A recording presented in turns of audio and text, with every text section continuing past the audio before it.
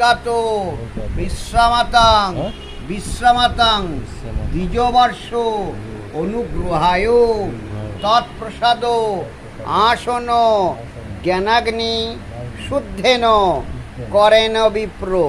মানে এই আসনে এসে বসো, জ্ঞানের অগ্নি শুদ্ধ করে দেবেন ব্রাহ্মণ।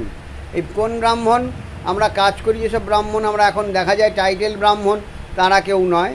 প্রত্যেকে পুজো করার সময় জিজ্ঞেস করা হয় আপনার গোত্র কী, মানে আপনি কোন গোত্রের অধিকারী, আপনি কোন মুনির অরিজিন।